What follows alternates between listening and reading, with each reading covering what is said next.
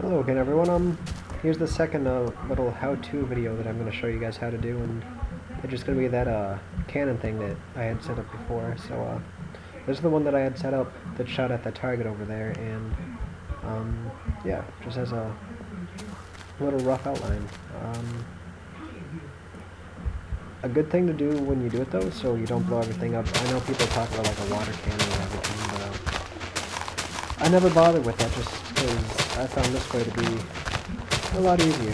But I mean, if you're playing on survival mode or something without too many items, a water cannon might be best, but I mean, you already need a cannon in survival mode. But you rather still.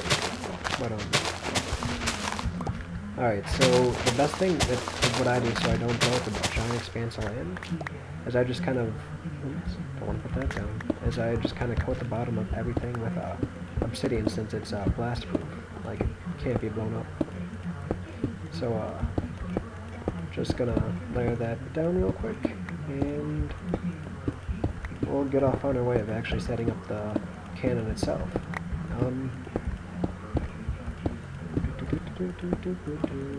That's my little making cannon music. Pretty cheerful if you ask me. But alright.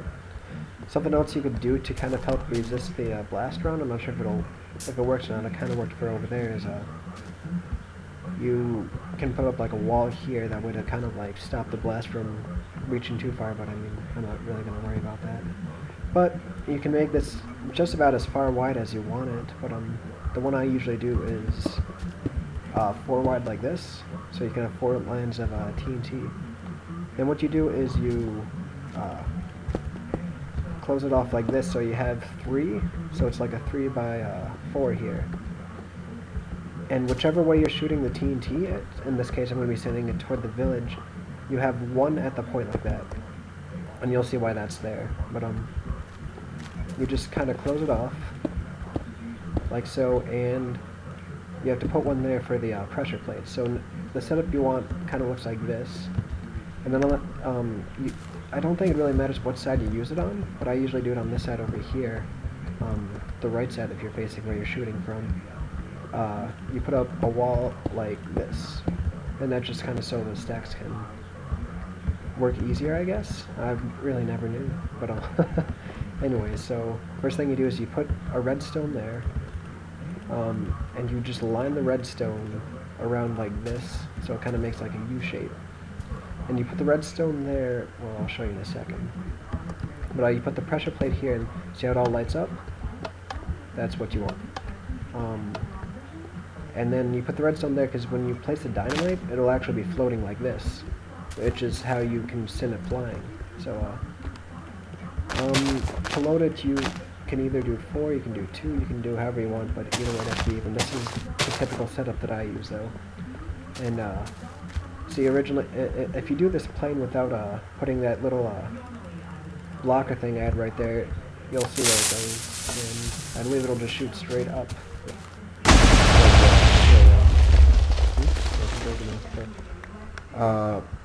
To get it set up so you can actually decide how much of an angle you want it to go at, it depends on the little platform you put above to rebound the dynamite down, so, what, TNT I guess.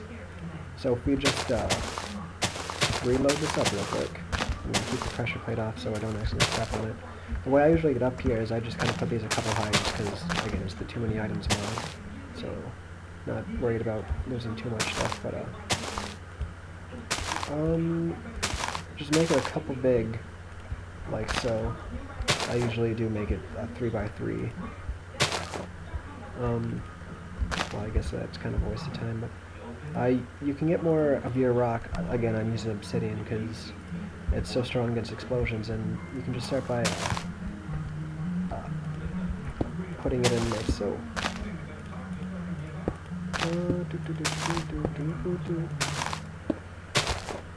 I think this platform's actually a little higher, so I'm not quite sure what the angle's going to be. It'll take some playing around with it to figure out what angle works best for you, so yeah. So looking up, actually that might be cutting it a bit close, but we'll test it out, and if not, then I'll just reset it back up and we'll see if it works. But pressure plate down. And, okay. Okay, so it was too short. Sorry about that. I misjudged the distance. But I'll just go over here and set it up real quick so you guys can, again, see it rebound off the top like you have seen. But, yeah, it's really quite simple to make this cannon. I figured out how to do it in a matter of, probably about 5 minutes. So, I mean, it doesn't take a genius to do it, otherwise I'd still be floundering about on how to do it, because I'm nowhere close to a genius. But, we'll just send this off. We'll go over here, and you can see it hit off that come down. So basically, you gotta kind of fudge around with this with that platform right there to figure out exactly what kind of angle you want it at, and yeah, you can put it lower, put it higher, depending on the trajectory you want. So, yep, that's how you make the little cannon. You, as a quick recap, you have one here for your pressure plate. You have 3, like so. You make it however big you want, like this. You have 1 at the tip, where whatever you're going to be launching goes to that, and you just kind of close it off, and in this case it's 4, too high as a wall thing. And you line the TNT in like so, again. I'm going to put the redstone there, that way you have that floating TNT. And then you just line it around the U. And